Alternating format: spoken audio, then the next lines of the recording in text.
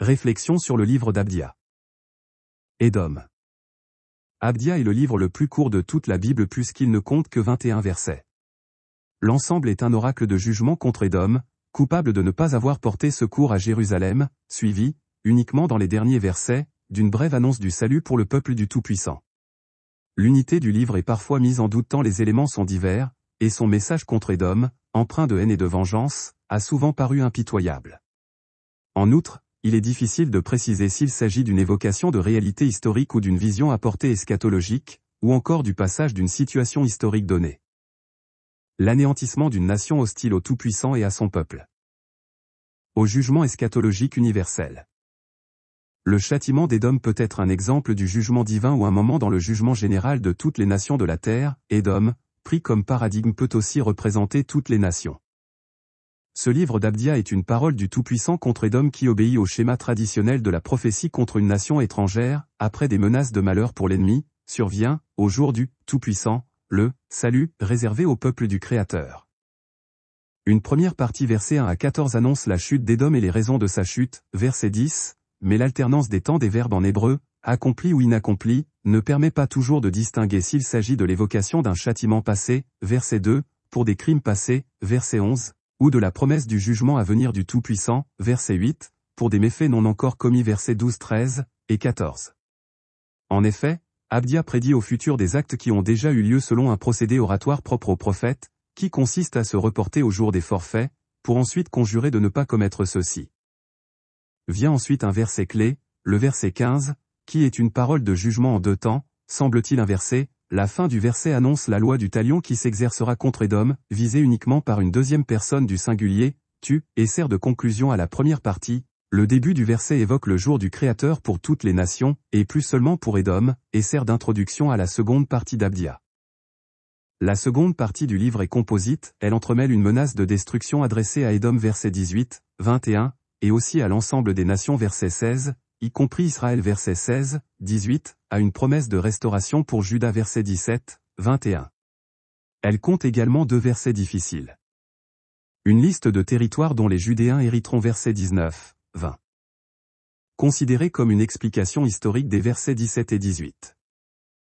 Les désignations du pays d'Édom dans la Septante. En grec, l'oracle d'Abdia est dirigé contre l'Idumée, Idumaya, en hébreu, contre Édom. L'appellation grecque, Idumaya, remonte à l'époque ptolémaïque, elle était utilisée par Diodore de Sicile pour désigner le sud de la Judée. Dans la Septante, le pays d'Édom reçoit plusieurs noms. Idumaya apparaît pour la première fois sous la forme adjectivée avec GE, terre, en Genèse chapitre 36.16, puis comme nom uniquement à partir de Josué chapitre 15 verset 1. Dans les livres historiques, la Septante fait alterner l'appellation hellénistique Idumaya, avec le nom hébreu translittéré Édom, alors que chez les prophètes on rencontre presque uniquement Idumaya, à l'exception d'Ésaïe chapitre 63 verset 1 et Jérémie chapitre 9 verset 25 où l'on trouve Édom, et de Lamentation chapitre 4 verset 21 à 22 où l'expression « fille d'Idumée » figure à côté de « fille d'Édom ». Suite à une identification d'Édom avec Ésaü, Genèse chapitre 36 verset 1, le pays d'Édom, à l'extrême sud, voire Nombre chapitre 34 pour la situation géographique, porte également le nom d'Ésaü en grec et en hébreu, essentiellement dans les rappels de la rancune d'Ésaü contre son frère Jacob, voir Genèse chapitre 25 chapitre 27, chapitre 36, dans le passage parallèle en Jérémie chapitre 29. En outre, comme Ésaü, c'est-à-dire Édom, habite Séhir Genèse chapitre 36 verset 8, l'expression « montagne de Séhir » désigne aussi le pays d'Édom, par exemple dans la prophétie contre Édom en Ézéchiel chapitre 35, de la même façon qu'ici les expressions « montagne d'Ésaü », Abdia 8.9.10.21, et « maison d'Ésaü », propre à Abdia, sont synonymes d'Édom, voire aussi au verset 9 à propos de Théman qui désigne également Édom. La tradition des oracles contre Édom. L'hostilité entre les frères jumeaux, Ésaü et Jacob symbolise dans la Bible le conflit entre Israël et Édom. Historiquement indépendant sous Joram, roi de Juda, 4 rois chapitre 8.20 à 22, puis vaincu par Amésia, 4 rois 14.7, Édom reconquiert son indépendance sous le règne d'Achaz, 4 rois chapitre 16. Par la suite, les conflits entre Édomites et Hébreux jalonnent toute l'histoire d'Israël jusqu'à l'effondrement d'Édom sous les coups des Nabatéens en 552 avant l'ère, voir les allusions en Ésaïe chapitre 63 verset 1 et Malachie chapitre 1 verset 3 à 5. Un moment disparu, l'entité Idumée ressurgira comme province syrienne pour totalement disparaître après 70. Archétype de l'ennemi qui a pris du territoire aux Judéens, ne l'a pas rendu et doit être châtié. Édom réapparaîtra dans la tradition rabbinique dans un emploi critique pour désigner Rome, l'oppresseur injuste. L'attitude polémique anti-édomite qui constitue le thème unique d'Abdia se reflète dans d'autres livres, également sous la forme d'oracles dirigés contre Édom, Amos, et de Jérémie.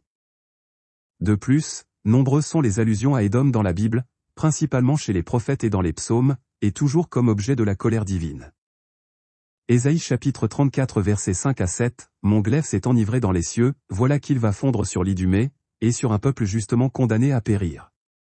Le glaive du Tout-Puissant s'est rempli de sang, il s'est alourdi de graisse, du sang des boucs et du sang des agneaux, de la graisse des boucs et de la graisse des béliers, car le sacrifice du Tout-Puissant est en Bosor, et une grande immolation de victimes en Idumée, et avec elle les forts tomberont, et les béliers et les taureaux. La terre s'enivrera de leur sang et se rassasiera de leur graisse. » Ésaïe 63.1 « Quel est celui qui vient d'Édom, avec un manteau rouge, qui vient de Bosra, si beau dans sa robe, si redoutable dans sa force? C'est moi qui viens parler sur la justice et le jugement de salut. » Lamentation 4.21 à 22 « Réjouis-toi, sois dans l'allégresse, fille de l'Idumée qui habite la terre, le calice du Très-Haut passera aussi sur toi, tu t'enivreras, et tu vomiras ton ivresse. Ton iniquité a cessé, fille de Sion, ta captivité touche à son terme, mais le Tout-Puissant a visité ton iniquité, fille d'Édom, et il a mis tes impiétés à découvert. Ézéchiel 35.1 à 5, et la parole du Très-Haut me vint, disant, Fils de l'homme, tourne ton visage contre la montagne de Séhir, prophétise contre elle, et dis-lui, ainsi dit le Tout-Puissant, voilà que je suis contre toi, montagne de Séhir, et j'étendrai sur toi la main, et je ferai de toi un désert, et tu seras dépeuplé. Et tes villes seront désertes, et tu seras un désert, et tu sauras que je suis le Créateur. En punition de ton inimitié perpétuelle, et de ce que tu as tendu des embûches à la maison de Jacob, quand ses ennemis avaient le glaive à la main, au temps de son iniquité, lorsqu'elle était à son comble. Avec parfois, comme ici au verset 9 rappel de la rancune d'Ésaü contre Jacob. Amos 1.11 à 12, ainsi parle le Tout-Puissant, à cause de 3 crimes d'Édom, même de 4, je ne révoque pas mon arrêt, parce qu'il a poursuivi ses frères avec l'épée, en étouffant sa compassion, parce que sa colère déchire toujours, et qu'il garde éternellement sa fureur. J'enverrai le feu dans Théman, et il dévorera les palais de Botsra. Malachie 1.3 à 5, et pris en haine Ésaü. J'ai voulu que ses confins fussent dévastés, et que son héritage devint comme les maisons du désert. Car l'Idumée dira, tout a été détruit, revenons et repeuplons le désert, voici ce que dit le Très-Haut, ils rebâtiront, et je renverserai, et leur terre sera surnommée l'impiété, et ce sera un peuple à qui le Tout-Puissant sera hostile pour jamais. Et vos yeux verront cela, et vous direz, le Tout-Puissant a montré sa puissance au-delà des limites d'Israël. Ou, comme au verset 11, un rappel du jour où les Édomites, au lieu d'aider Israël, s'associent à la destruction de Jérusalem par Nabuchodonosor en 587, les Édomites avaient en effet tiré parti de la chute de Juda provoquée par les Chaldéens et s'étaient rangés du côté des ennemis d'Israël, selon le texte massorétique Ézéchiel 35.5 la montagne de Séhir, c'est-à-dire les Édomites avaient livré les fils d'Israël, au pouvoir de l'épée, au moment de leur désastre, au moment où le forfait a pris fin. Dans le psaume 136, implore le Tout-Puissant de se souvenir des fils d'Édom au jour de Jérusalem, eux qui disaient, rasez, rasez jusqu'à ses fondements.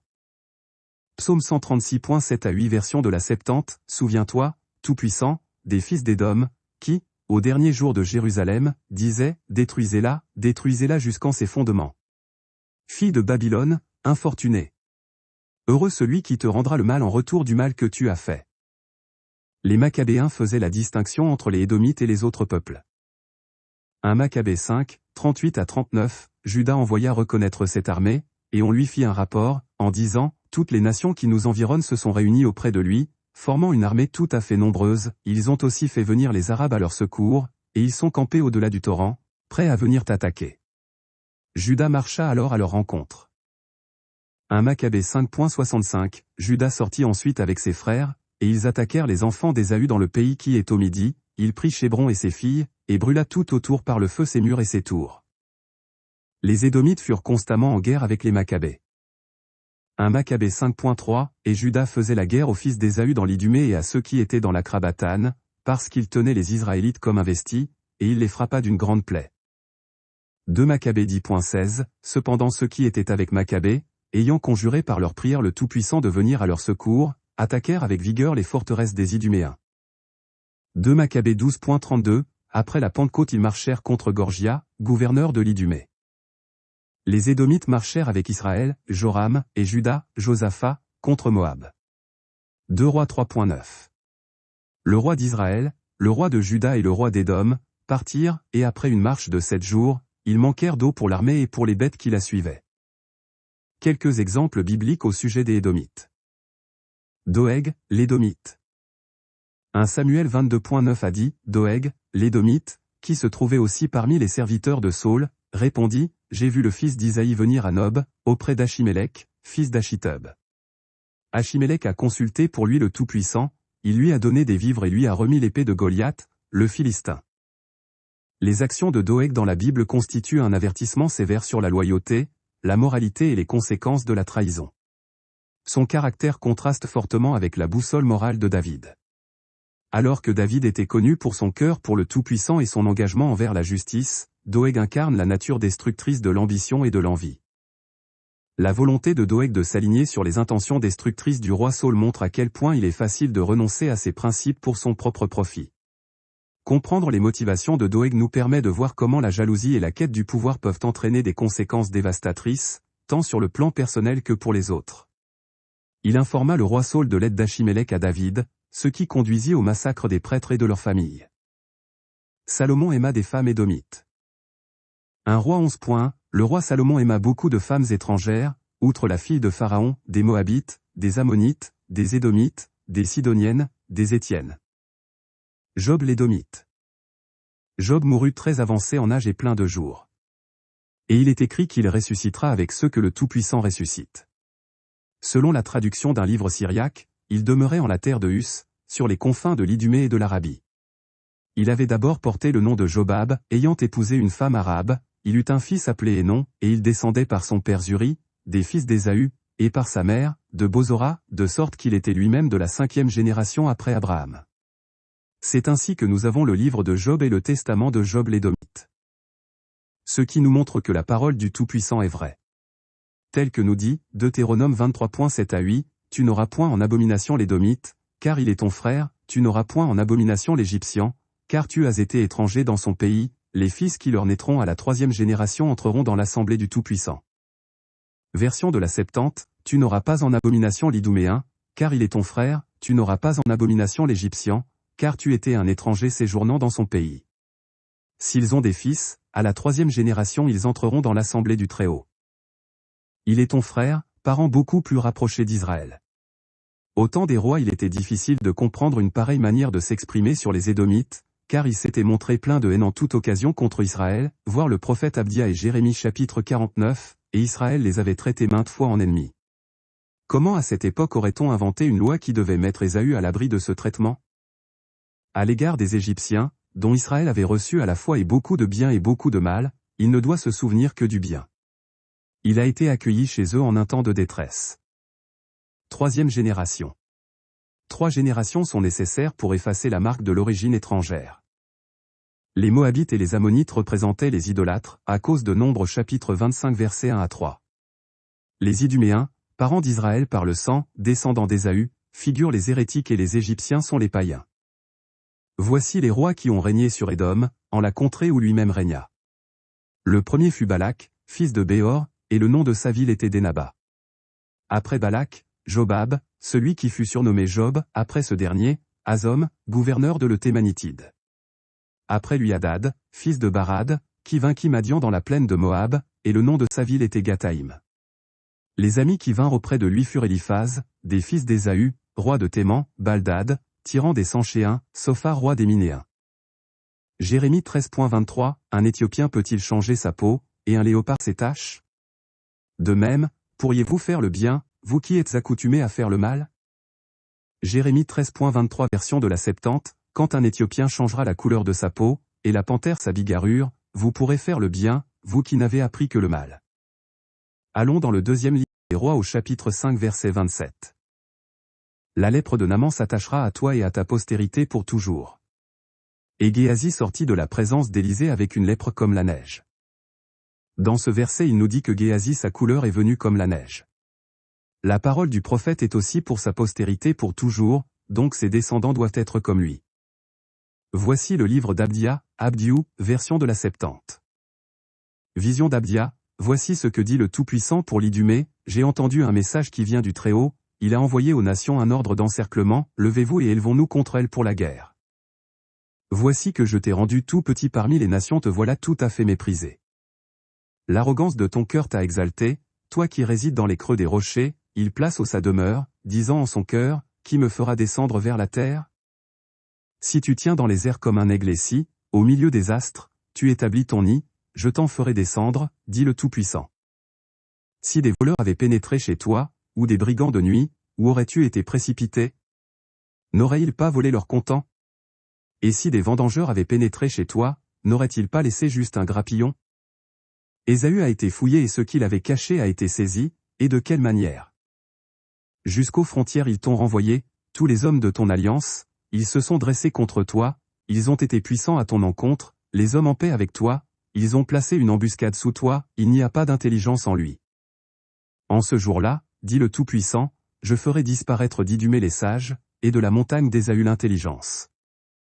Et ils seront pris d'effroi, tes combattants, ceux de Théman, en sorte que tout homme soit enlevé de la montagne d'Ésaü.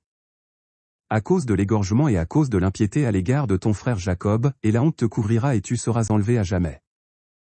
Depuis le jour où tu t'es dressé en opposition, au jour où des gens d'une autre origine capturaient son armée, où des étrangers pénétraient dans ses portes, où ils ont mis au sort Jérusalem, toi aussi tu étais comme l'un d'entre eux. Et ne porte pas ton regard sur le jour de ton frère au jour des étrangers, n'aie pas de joie maligne contre les fils de Juda au jour de leur destruction, n'enfle pas la bouche au jour de l'oppression. Ne pénètre pas dans les portes des peuples au jour de leur peine, ne porte pas ton regard, toi non plus, sur leur rassemblement au jour de leur anéantissement, ne te joins pas à l'attaque contre leur armée au jour de leur destruction. Ne surgis pas dans leur passage pour anéantir ceux qui essaient de se sauver, n'enferme pas ceux qui cherchent à s'échapper au jour de l'oppression. Car proche est le jour du Tout-Puissant contre toutes les nations, selon la façon dont tu as agi, il en sera ainsi pour toi, le paiement qui t'est dû te sera payé sur la tête. Car selon la façon dont tu as bu sur la montagne, mon lieu saint, toutes les nations boiront le vin, ils boiront, descendront et seront comme s'ils n'existaient pas. Mais dans la montagne de Sion sera le salut, et elle sera un lieu saint, et ceux de la maison de Jacob hériteront de ceux qui auront hérité d'eux. Et la maison de Jacob sera feu, la maison de Joseph flamme, la maison d'Ésaü deviendra du chaume, l'incendie sera sur eux et ils les dévoreront, et il n'y aura pas de porte-feu dans la maison d'Ésaü, car le Tout-Puissant a parlé. Et ceux du Nageb hériteront de la montagne d'Ésaü, ceux de la Séphéla des étrangers et ils hériteront de la montagne d'Éphraïm, de la plaine de Samarie, ainsi que Benjamin du pays de Galade. Et tel est l'empire de la transplantation, ô fils d'Israël de la terre des Cananéens jusqu'à Sarepta, et ce sera la transplantation de Jérusalem jusqu'à Sephrata, et ils hériteront des villes du Nageb. Et les hommes sauvés monteront depuis la montagne de Sion, pour tirer vengeance de la montagne d'Ésaü, et la royauté appartiendra au Tout-Puissant.